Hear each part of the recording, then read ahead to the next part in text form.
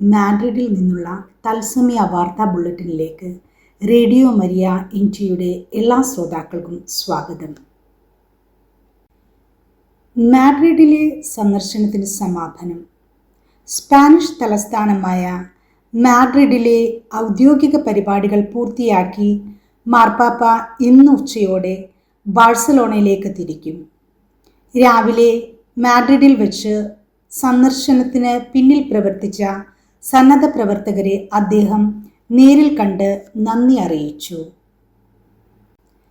സന്നദ്ധ പ്രവർത്തകരോട് മാർപ്പാപ്പ മാഡ്രിഡ് ഇഫമെ എക്സിബിഷൻ സെന്ററിൽ വെച്ച് നടന്ന കൂടിക്കാഴ്ചയിൽ സന്നദ്ധ പ്രവർത്തകരുടെ സ്വാർത്ഥതയില്ലാത്ത സേവനങ്ങളെ പരിശുദ്ധ പിതാവ് ഏറെ പ്രശംസിച്ചു.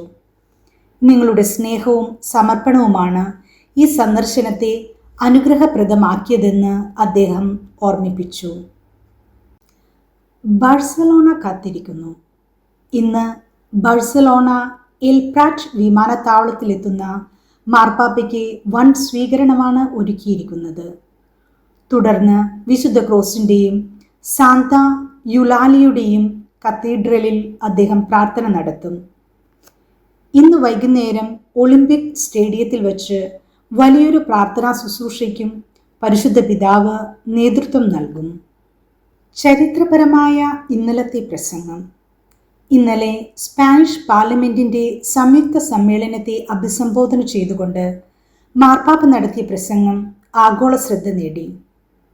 പാർലമെന്റിൽ സംസാരിക്കുന്ന ചരിത്രത്തിലെ ആദ്യ മാർപ്പാപ്പയാണ് ലിയോ 14. അഭയാർത്ഥി പ്രതിസന്ധിയിലും പാർശ്വവൽക്കരിക്കപ്പെട്ടവരുടെ സംരക്ഷണത്തിലും സ്പെയിൻ കാണിക്കുന്ന കരുണയെ അദ്ദേഹം അഭിനന്ദിച്ചു. പ്രത്യേക അറിയിപ്പ്.